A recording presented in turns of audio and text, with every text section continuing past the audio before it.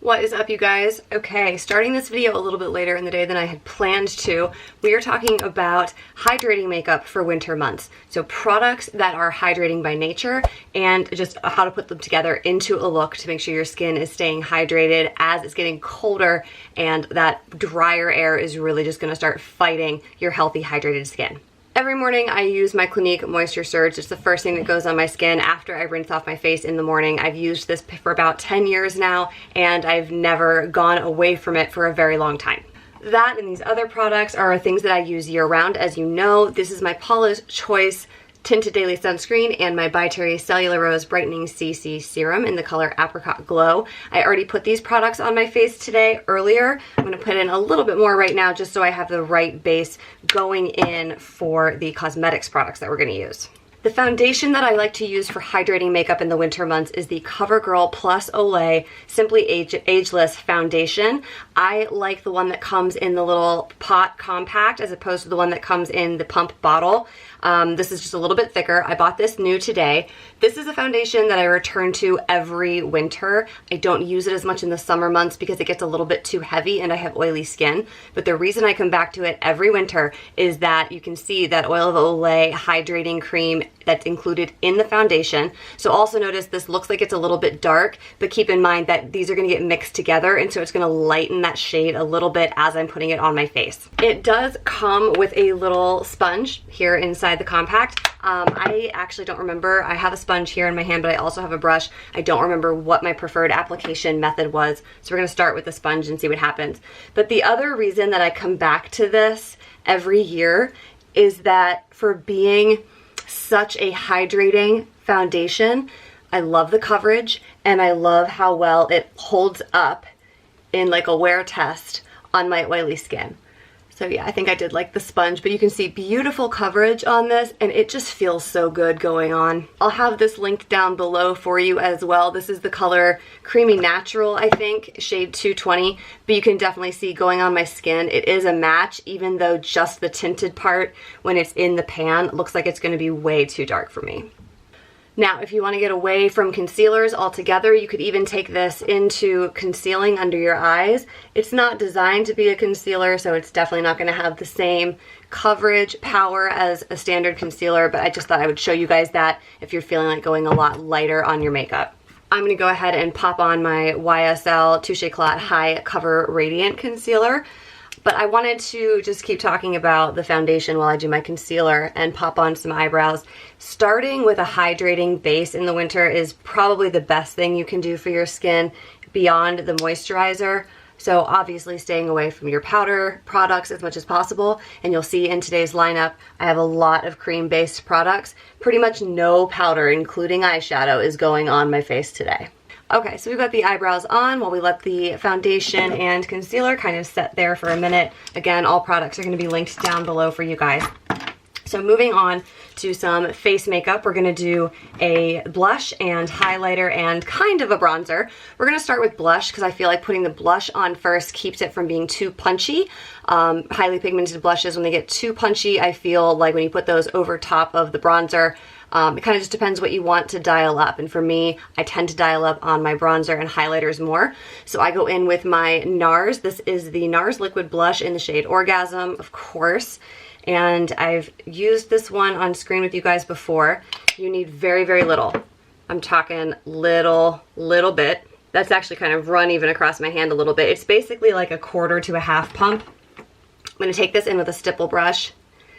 And the reason that I like using liquid and cream-based face makeup in the winter is when you put on a nice, thick, hydrating foundation like we've just done with the CoverGirl, and then you immediately slap a powder on it and start layering your powder products on top of that, I feel like it's a lot more likely to cling to your dry patches around your face, and it kind of counteracts, in my opinion, the hydrating properties of the foundation.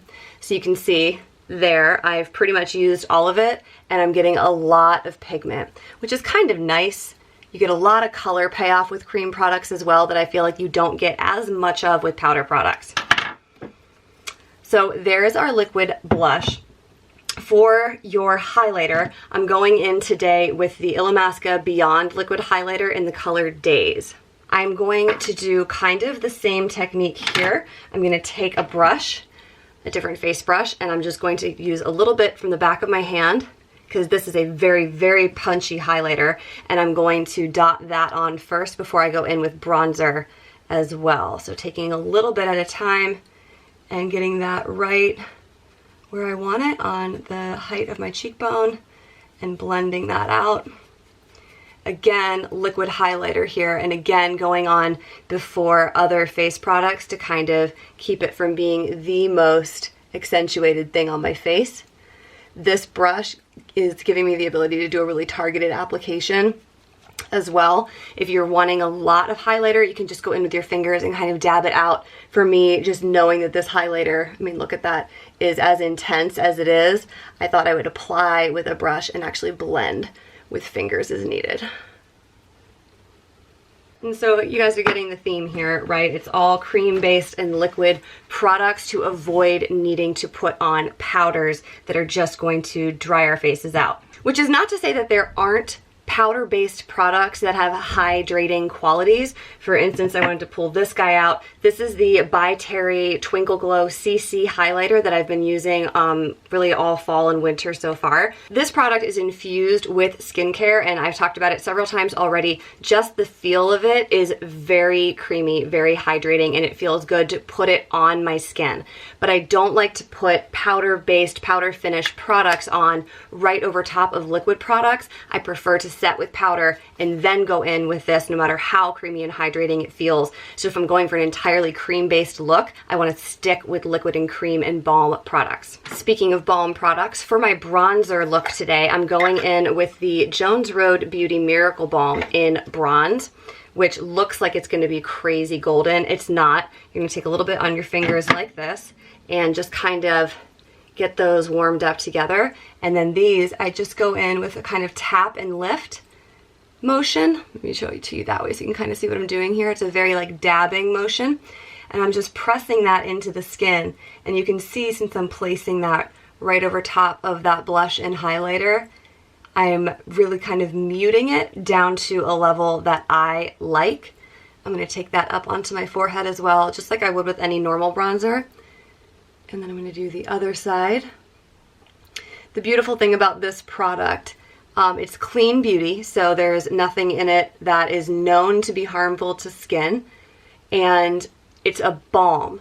So I'm loving this as the temperature is dropping because it's almost creating like a nice protective layer on top of my skin, giving me a nice glow, just a hint of bronze, and it's so hydrating. It feels really nice on your skin, especially if you're feeling a little bit of dryness. So we've got face makeup on. Now I'm going to go in with the cream eye products that I've been loving. We're going to be using one by Mina, and we're going to be using one by Laura Mercier. I'm going to start with the Laura Mercier because it's a little bit darker, and I'm going to be able to blend it out with the lighter color from Mina. So this is their Caviar Stick Eye Color in the shade Khaki. You can go right in with this and blend it with your fingers, or you can take kind of a densely packed sort of detail eyeshadow brush, and you can either blend it out once it's applied, or you can just take the brush right onto the stick like that and apply from there. So I'm going to start with that. I'll deepen it up if I need to, but I'm going to keep it pretty simple today, keeping the darker color down closer to the lash line, maybe taking it up a little bit on the outer third of the eye to create a little bit of depth. The cream eyeshadows are really easy to just kind of blend out with a finger as well, so I'm able to drag that up on a diagonal a little bit to get the effect that I want. I'll go back and do the other eye here in a minute. I wanted to show you guys the Mina product before we go any further.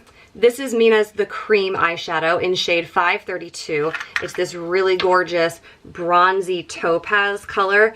And like all of the other liquid products we've been using, you need very little of this to get a big impact. So I really just dab my finger in it super, super lightly, and I go right in with my finger. And I'm going to go right across the center of my lid first and sort of take that out over the Laura Mercier. And then if I need to get further in, I'm going to use my smaller finger, treating it kind of like a detail brush because it's smaller and I can actually get it into the inner crease of my eye. The thing that I love about the Mina Cream eyeshadow is that it does not move. When I first got this, I swatched it on the back of my hand. I washed my hands 3 times just doing random things, going to the bathroom, doing some dishes in the sink in the kitchen, and it did not come off the back of my hand until I actually went in with makeup remover. So if you're looking for a hydrating eye makeup look that isn't going to crease on your eyelid, get stuck in any gentle creping or fine lines around your eyes, this product is absolutely dynamite for that. Alright, so I've just gone ahead and done both eyes here, but I wanted to go ahead and show you guys this pigment. You can layer up so much. So if I take a lot more than what I just put on my eye and I swatch this for you guys on the back of my hand, that is the level of intensity that you can create with this eyeshadow. Obviously, I've gone for a much lighter look for you guys here today, but I just wanted you guys to know that this product is as intense as you want it to be. And just so you guys can see what I was talking about. So I blended that out. It's dried down. I'm going to take my towel. Nothing. That is going nowhere until I use makeup remover to get that off. So to finish out the look, obviously eyeliner, mascara, these are not products that are typically super hydrating, but I wanted to give a shout out here to the Wayne Goss Essential Eye Kohl Pencil. I'm just going to go in with black. This is an amazing eye pencil, which I can get a nice precise line one-handed, which I'm going to show you guys right now.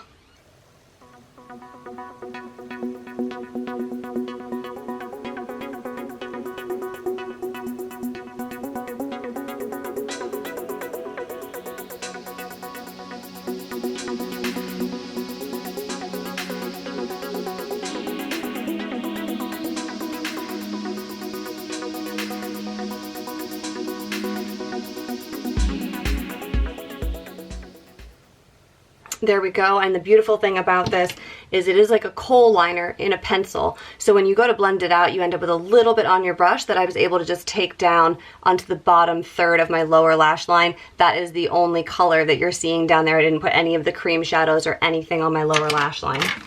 So I'm going to hop in really quickly and do my lashes with my Hourglass Caution Extreme Lash Mascara. And then I'm going to show you some of my favorite moisturizing products for lips. Okay team, now that we have eyelashes. So the first product that I love, that I usually put on before I even start makeup application, just to kind of give my lips a little bit of care while I'm applying the rest of my makeup, is the By Perry Balm de Rose. This is just their lip care stick. I'll show you why I typically put it on a little bit before I do everything else.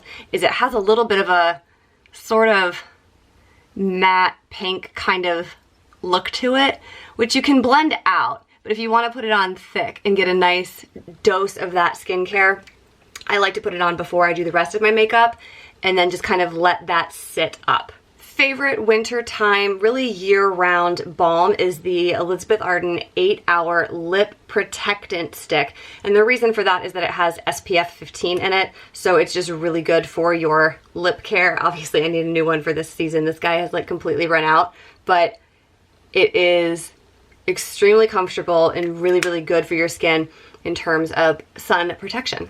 In terms of lipsticks, I know that for whatever reason, matte lipstick is really common in the winter.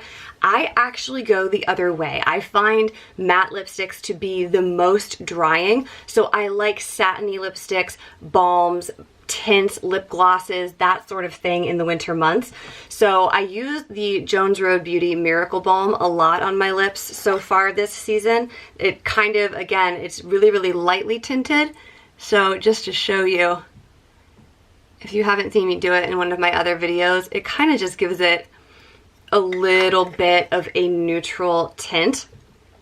But other lipsticks that I love that are satin finish that I find hydrating rather than drying include the NARS, which branch is it? NARS Sheer and NARS Satin. My favorite of the sheer colors is Little Princess. This was in my Beauty to Beat 2021 video. I have yet to come up with something that hydrates, looks as nice, and wears as well as this lipstick.